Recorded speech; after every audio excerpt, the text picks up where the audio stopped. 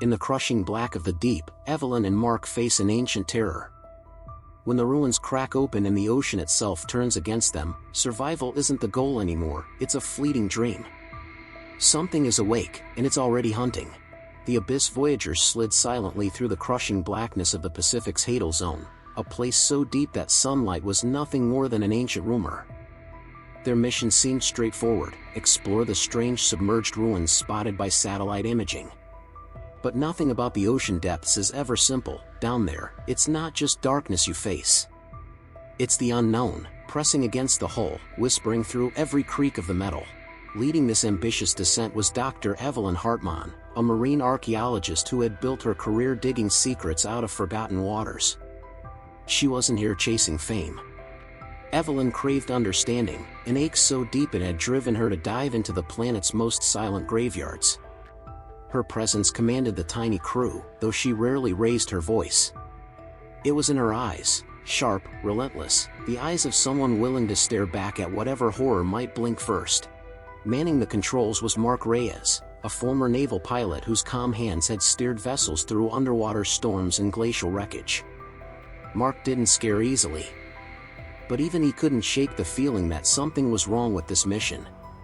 The readings, the silence on the sonar, it didn't feel like any dive he'd ever done. And in places like these, gut feelings kept you alive. Unseen by either of them, Abyzou stirred in the drowned cathedral of stone below.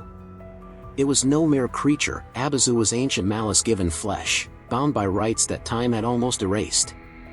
Scaled plates like shattered armor covered its form, and a crest of jagged bone crowned its head, glistening with the decay of 1,000 lost souls.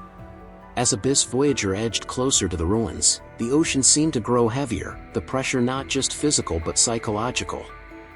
Evelyn leaned over the console, scanning the shimmering monoliths that jutted from the seafloor like broken teeth. Mark tightened his grip on the controls. Neither of them knew it yet, but in the deep, some things are not buried. Some things are simply sleeping. And once disturbed, they do not forgive. The first hours beneath the surface were deceptively calm. Abyss Voyager moved with the sluggish grace of a beast reluctant to wake its surroundings.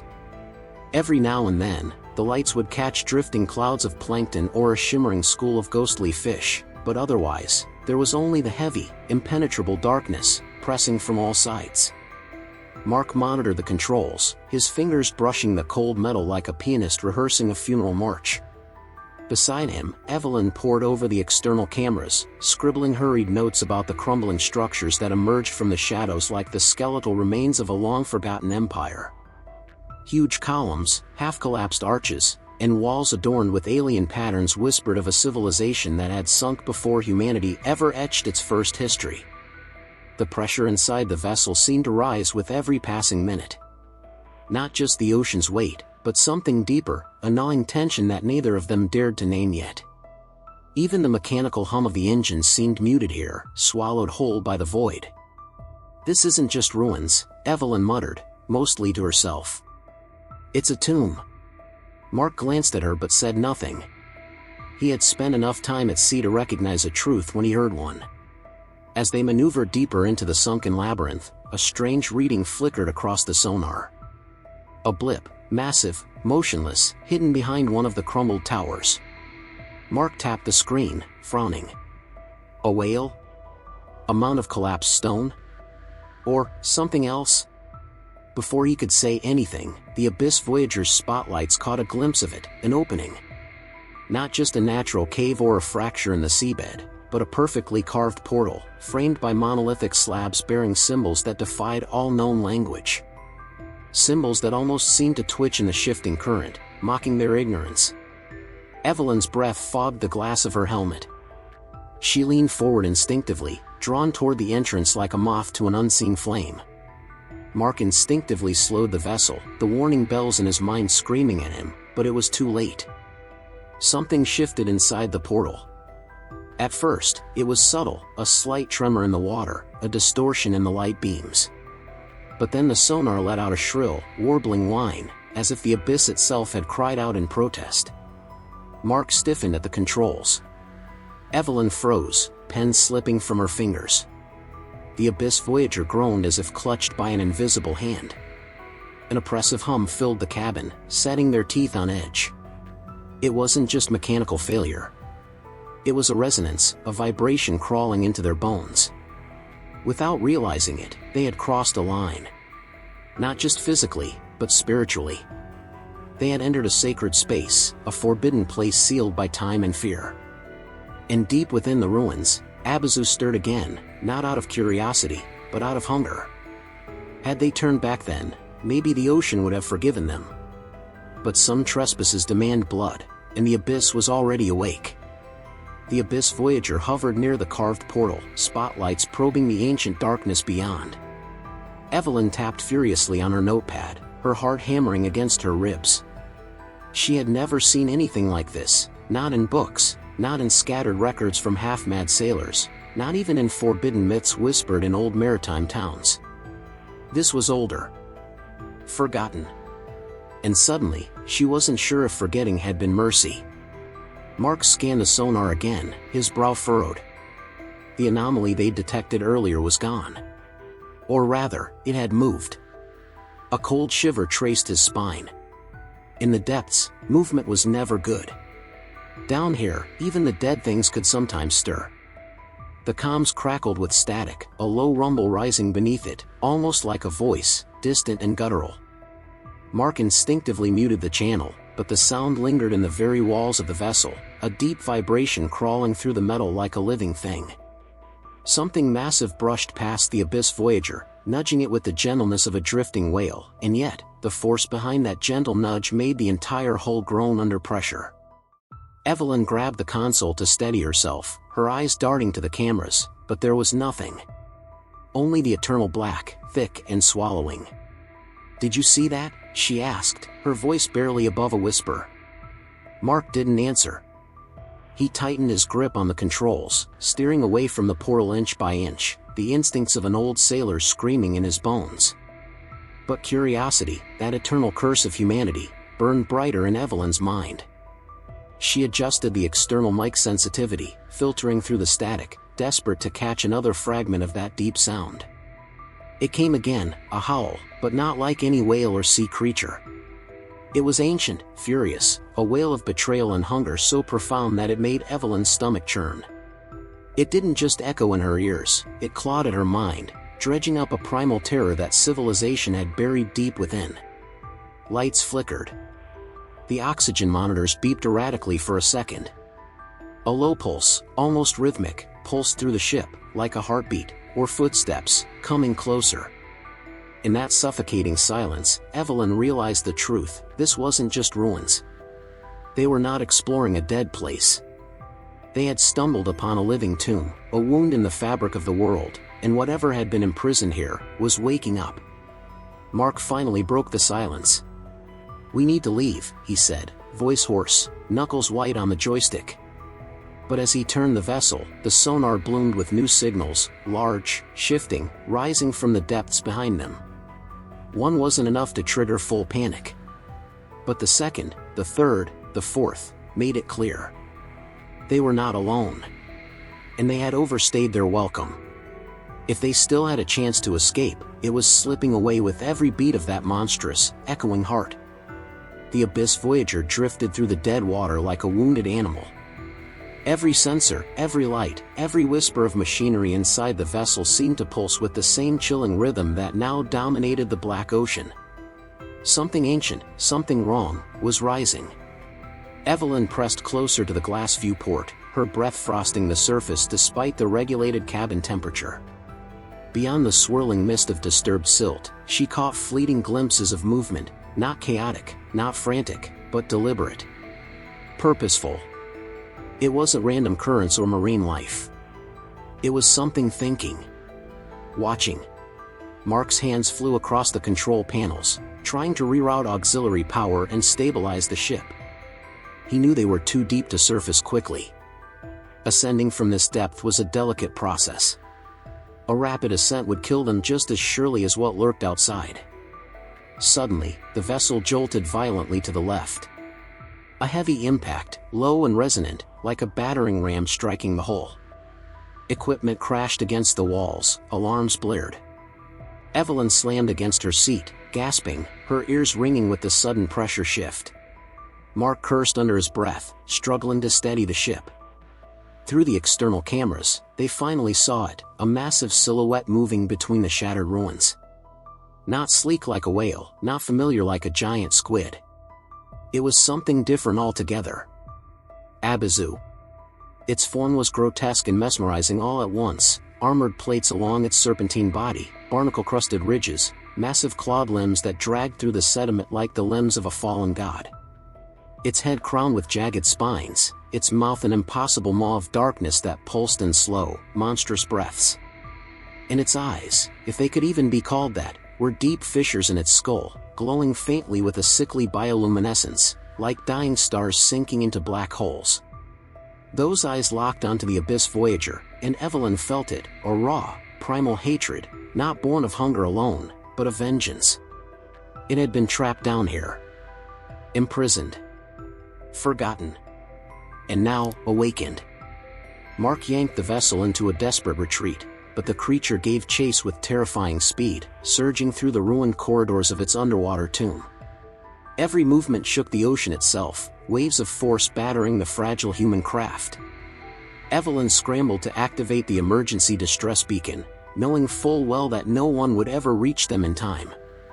This deep, they were beyond saving. Another impact. Harder. The metal groaned and bent. The pressure inside the vessel spiked. Warning lights painted the cabin in a nightmare of flashing reds and oranges. There was no reasoning with Abyzou. No escape through clever maneuvering.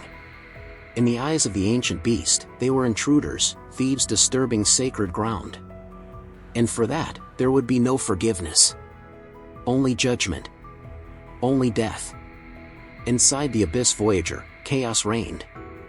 Warning sirens howled, and the cabin lights flickered between frantic bursts of red and sickly yellow. Every surface vibrated under the relentless assault. Mark gritted his teeth, wrestling with the controls, trying to steer the ship away from the creature's devastating reach. Each move felt sluggish, like swimming through oil, every second stretching thin over the abyss below. Evelyn scrambled to regain her footing, her mind racing faster than her trembling hands could move. "Mark, ballast tanks. We need to lighten the load, now," she shouted, her voice barely audible over the wailing alarms. Without hesitation, Mark initiated an emergency purge. Heavy equipment was ejected into the blackness outside, vanishing into the infinite dark like dying stars. The vessel shuddered as it became slightly more buoyant, but it wasn't enough. Abyzou was relentless, gliding alongside them like a god of ruin, trailing clouds of disturbed sediment in its wake. The sonar screen fractured into madness, blips and shadows, shifting faster than the machine could process. Evelyn knew they were running out of time. Even if they escaped immediate destruction, the hull was beginning to show hairline fractures from the pressure and impacts. It was only a matter of time before the ocean claimed them completely. Suddenly, the emergency lights illuminated a breach warning on the lower aft chamber. Abyzou had managed to tear into the outer hull. Not enough to sink them instantly, but enough to make survival a ticking clock. "Mark, the escape pod," Evelyn called out.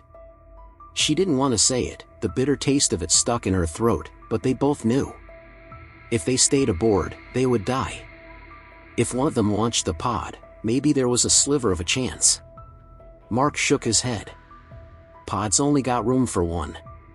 Evelyn hesitated, torn between survival and loyalty. Mark's hands flew over the emergency sequence, preparing the pod for manual ejection. "You're the one who can tell them what happened here," he said, locking eyes with her for a brief, burning second. "You have to make sure they know." The ship lurched again. Time was disintegrating around them. The creature's roar, a deep, visceral groan that felt like it erupted from the bones of the earth itself, rattled through the water. Evelyn felt it in her chest, a primal sound that shattered rational thought.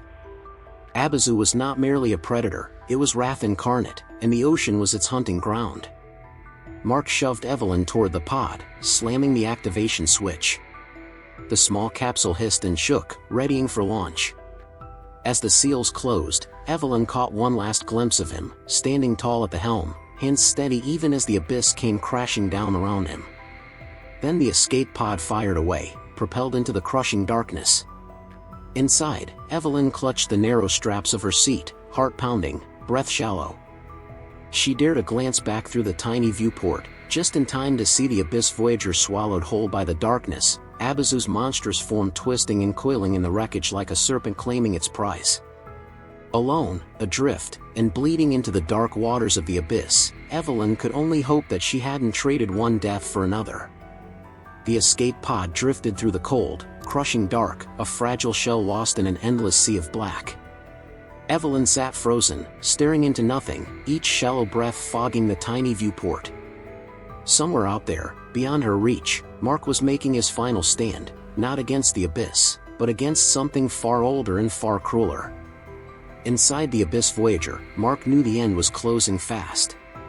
The vessel's systems blinked and coughed their last dying signals, panels sparking as the metal skeleton of the ship began to fail. Abyzou circled the wreckage like a shark savoring the kill, its immense form weaving through the broken ruins of its ancient prison. Mark's fingers danced over the last functioning controls, bypassing protocols and rerouting the remaining energy reserves. He wasn't planning an escape. He was planning a tomb, one final insult to the monster that had claimed his ship and crew. His target wasn't Abyzou itself. It was the crumbling ruins around them. If he could collapse the portal, seal whatever breach had allowed this nightmare to wake, maybe he could bury it again. Not kill it. Nothing so merciful. But contain it. Trap it where it belonged, in darkness and oblivion. The ship groaned as Mark pushed the engines beyond their limits, angling the dying mass of metal and fire toward the ancient stone structures. In the battered ruins, those impossible symbols still glowed faintly, mocking him with their silence. Outside, Abyzou must have sensed the shift. It surged forward, slamming into the Abyss Voyager with a ferocity that snapped support beams like twigs. Mark fought to hold the course, gritting his teeth against the jarring impacts. The final moment was raw, brutal, and terrifying. The Abyss Voyager collided with the base of the monolithic portal, and in an instant, a shockwave tore through the water, sending clouds of rock and sediment erupting into the abyss. From the escape pod, Evelyn watched the ocean itself shudder. A pulse of blinding white light bloomed in the darkness, then died just as quickly, leaving only churning blackness in its wake. Abyzou thrashed in rage, its colossal body striking the fractured ruins as the seafloor crumbled beneath it. Evelyn's pod was hurled like a leaf on a storm. She clung desperately to her restraints as the pod tumbled, spinning through the chaos, her world a blur of darkness and noise. When the violence finally ebbed, and the pod's stabilizers whined back to life, Evelyn dared to look outside once more. Nothing. No ship. No ruins. No monster. Only the cold, endless sea swallowing its secrets once again. But in the pit of her stomach, Evelyn knew. Abyzou was not dead. Not destroyed. Only buried. And like all things buried deep enough, someday, it could be unearthed again. The days that followed were a blur of cold, hunger, and hallucination. Evelyn floated alone, locked inside the cramped coffin of the escape pod, drifting at the mercy of the deep currents. Communication systems were dead. Navigation instruments spun in silent, mocking circles. Only the faint hum of emergency power kept her tethered to life. In that isolation, time lost all meaning. Sometimes she thought she heard knocking, slow, deliberate, like skeletal fingers brushing against the hull. Sometimes it was laughter, bubbling through the water like a nightmare breaking the surface. Rationality told her it was pressure, mental fatigue, the creaks and moans of a vessel strained to its limits. But a deeper, more primitive part of her knew better. Abyzou had not forgotten her. Sleep came in fractured bursts, each dream more vivid than the last.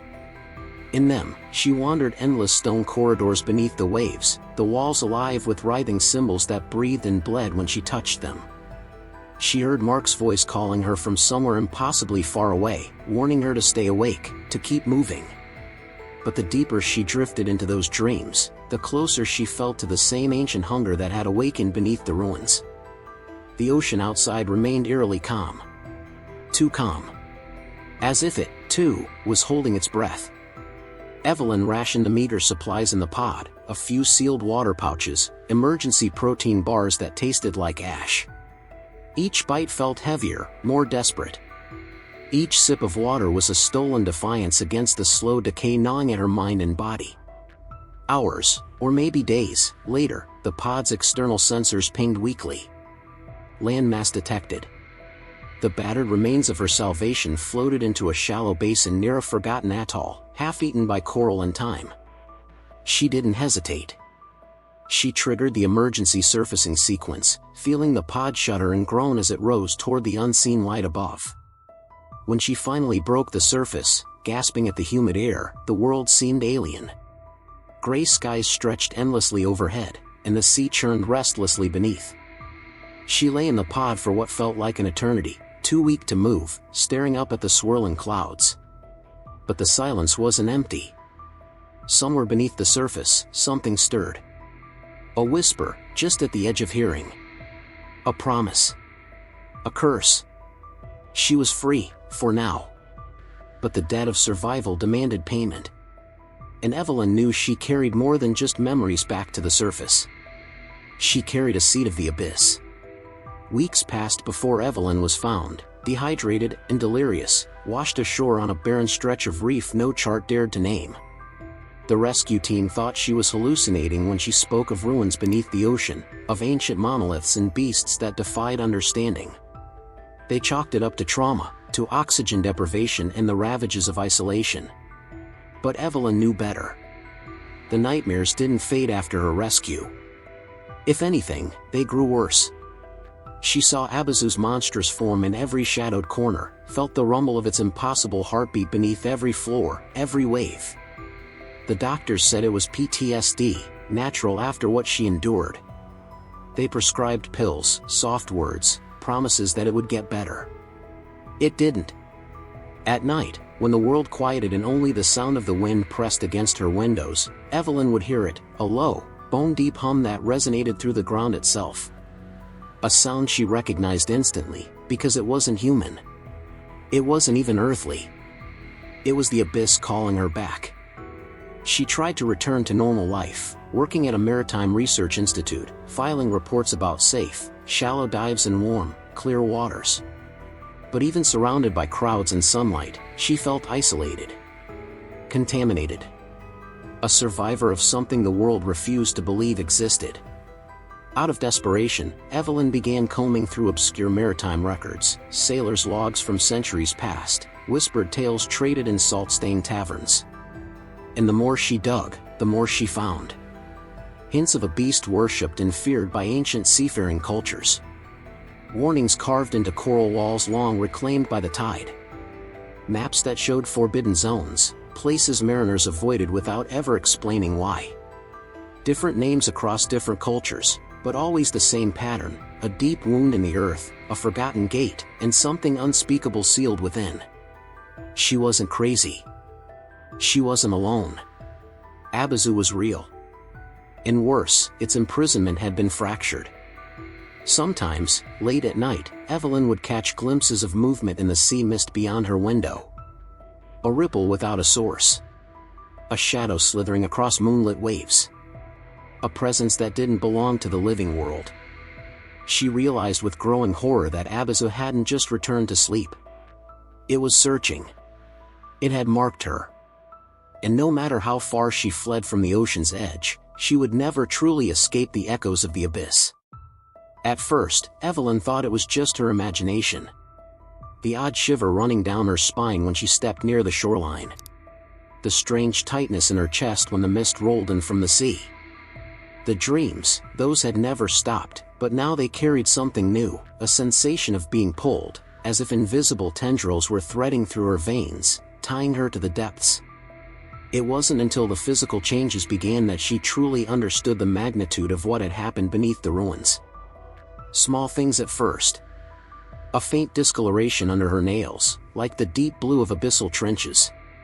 A sudden, sharp sensitivity to cold, not discomfort, but a bone-deep awareness of temperature shifts, like the instincts of a creature built for darker places. She caught herself staring too long at reflections in water, noticing flickers of movement that didn't belong to her. Sometimes, in the reflection, her pupils stretched into thin vertical slits, like those of a deep-sea predator. But when she blinked, gone. Normal. Human. Or almost human. Terrified, Evelyn consulted specialists, doctors, psychologists, geneticists. They found nothing wrong, at least nothing they could explain. Post-traumatic stress, they said again and again. Phantom sensations. You survived something incredible. The mind plays tricks. But it wasn't tricks. It was transformation. Whatever Abyzou was, whatever power it radiated, it had marked her, not with scars or wounds, but something deeper. A curse. A seed. Something inside her blood now throbbed in rhythm with the tides, something that whispered when she dared stand too close to the water's edge. On one particularly grim night, Evelyn awoke to find strange, faint markings on her arms. Spiraled patterns resembling the glyphs carved into the ancient stones under the ocean. The marks faded by morning, but the implication remained, burned into her soul. She realized that Abyzou had not only awakened beneath the ruins, it had found a vessel.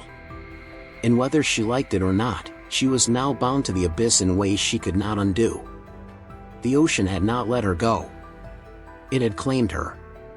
And somewhere in the endless blackness beyond the shore, something vast and ancient waited patiently, knowing that its influence was growing, pulsing stronger beneath her skin. The real horror wasn't that she had escaped Abyzou. It was that she hadn't escaped at all. Evelyn stood on the edge of the crumbling cliff, the sea stretching out before her like a living, breathing thing. The salty wind whipped her hair against her face, but she barely noticed.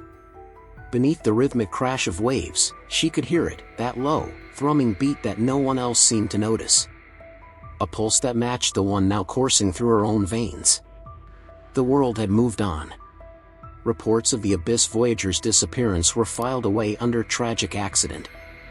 Scientists speculated about pressure faults, mechanical failure, pilot error. No one wanted to believe there could be more, that something impossible had awakened far beneath their feet. But Evelyn knew better. And so did the thing inside her. Each day, the pull grew stronger. A yearning she could not fight. Dreams of dark corridors and shifting ruins no longer haunted her, they called to her, promising understanding, belonging. Freedom. She knew the truth now, Abyzou had not been fully sealed.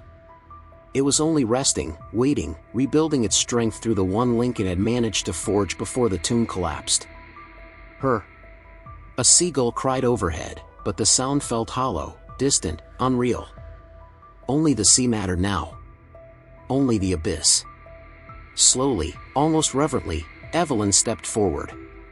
Pebbles skittered off the cliff and tumbled into the churning waters below. The ocean opened its arms to her, dark, eternal, inevitable. With one final, shuddering breath, Evelyn surrendered. The waves swallowed her without a sound. And somewhere far beneath, in the lightless cradle of the world, Abyzou stirred, sensing its child had finally come home.